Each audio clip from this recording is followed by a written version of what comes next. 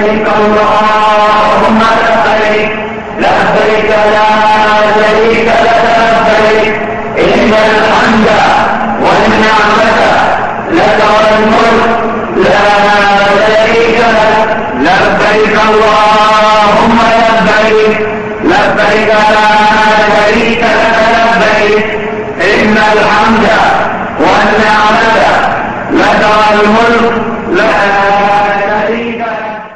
إن الحمد لله نحمده ونستعينه ونستغفره ونعوذ بالله من شرور أنفسنا ومن سيئات أعمالنا، من يهده الله فلا مضل له ومن يضلل فلا هادي له، وأشهد أن لا إله إلا الله وحده لا شريك له، وأشهد أن سيدنا ونبينا محمدا عبد الله ورسوله.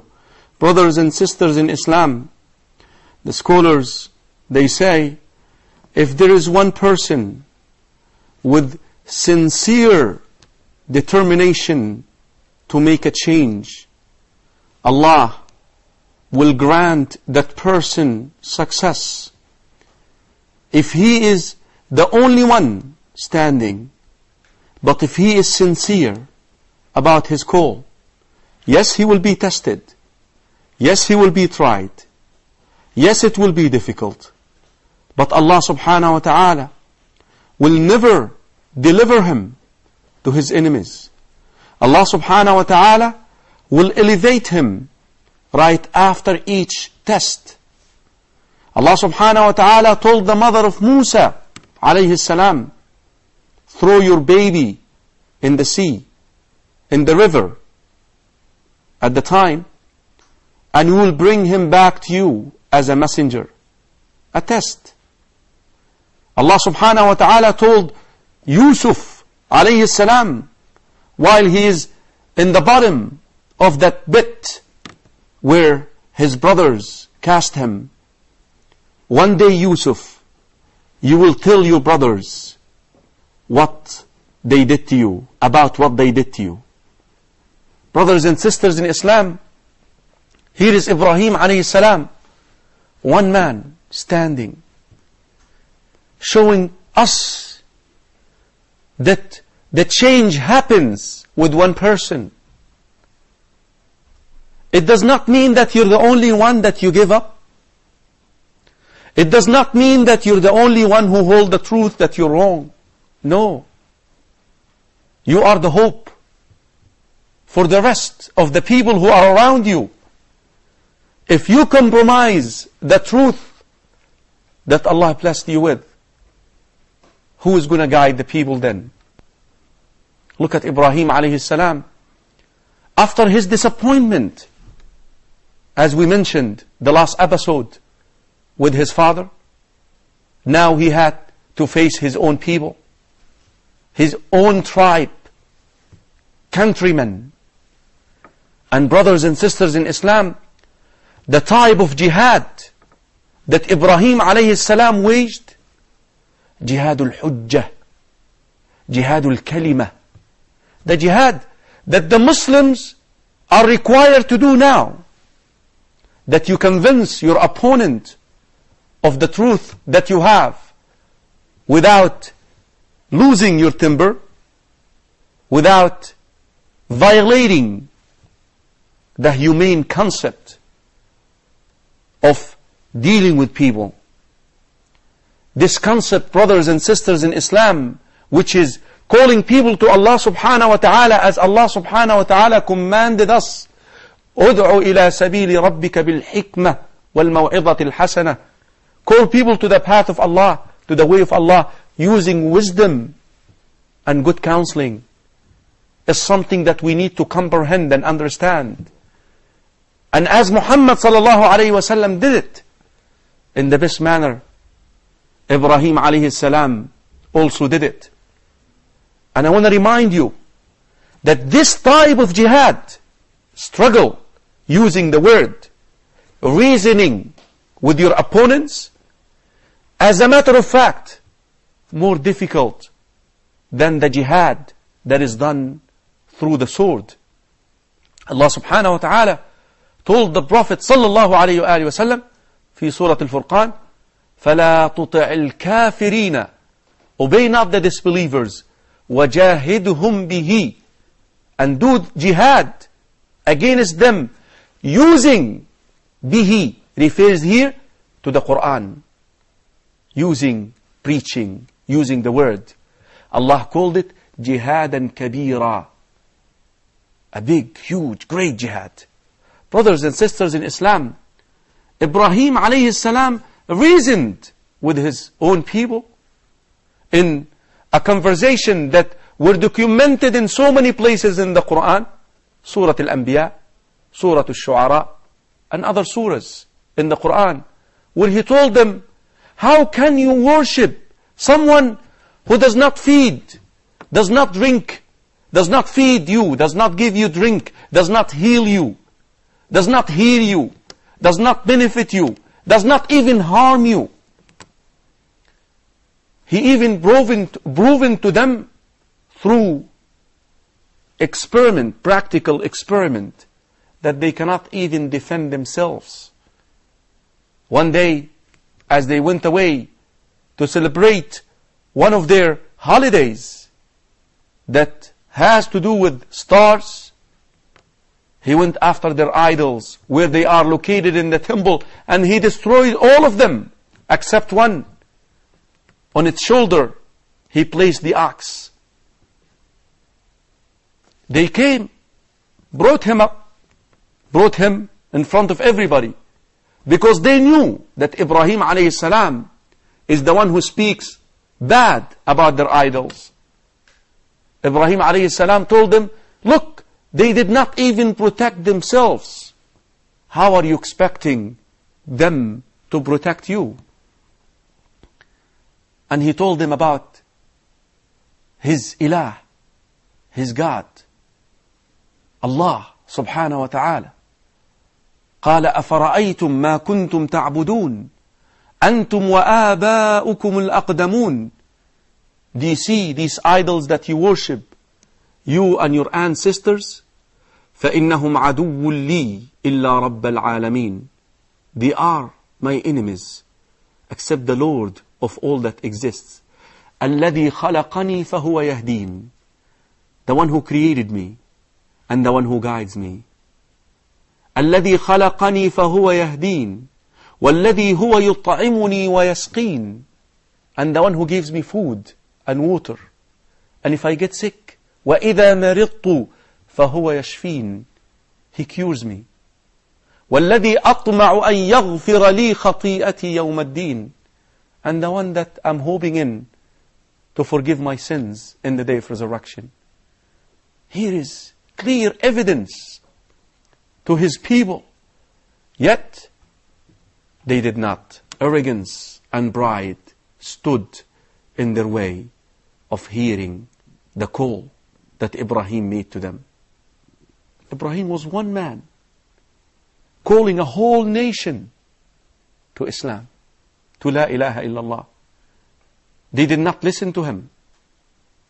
And this is the custom of those who are arrogant, that once the truth comes to them and they cannot debate with the truth in a manner that would grant them success and victory, they would then go after their authority and power. Like the Pharaoh, he told Musa, لَإِنِ اتَّخَذْتَ إِلَهًا غَيْرِي لَأَجْعَلَنَّكَ مِنَ الْمَسْجُونِينَ. After he debated with him, and Musa alayhi salam won the debate. He told him that if you take another God beside me, or you worship another God but me, I will jail you. The same exact thing with the people of Ibrahim alayhi salam. قَالُوا حَرِّقُوهُ وَانْصُرُوا آلِهَتَكُمْ. Burn him. He's bad. He's bad. And they brainwashed everyone, to the extent that, brothers and sisters in Islam, that people would vow, if they have a need, that they would contribute to the gathering of wood and material that will burn Ibrahim alayhi salam. If a woman did not have children, she is barren, she would say, I vow, I will collect wood to burn Ibrahim the bad. if Allah subhanahu of this idol that I'm worshipping would give me a son or a daughter or a baby. People who are sick with that, they tell you that they spent months collecting wood in order to burn Ibrahim alayhi salam. Yet, brothers and sisters in Islam, Allah never delivers His messengers to His enemies. They actually stripped him naked from his clothes. And that is where the Prophet ﷺ said that the first man, the first person, we know, Hadith Abdullah ibn Abbas في Bukhari wa Muslim, that all the human being will be resurrected naked. The Rasul ﷺ said that the first man, the first person who will be given clothes in the day of resurrection will be Ibrahim alayhi salam. They stripped him naked. Brothers and sisters in Islam, they even invented a new tool to cast him into that fire. And everybody is watching. Look, Allah subhanahu wa ta'ala empowered them to do all these things. Allah subhanahu wa ta'ala could have made that fire never start. Or the angel of the rain was waiting for Allah subhanahu wa ta'ala to command him to rain, to put out the fire. Allah subhanahu wa ta'ala sent him all type of help.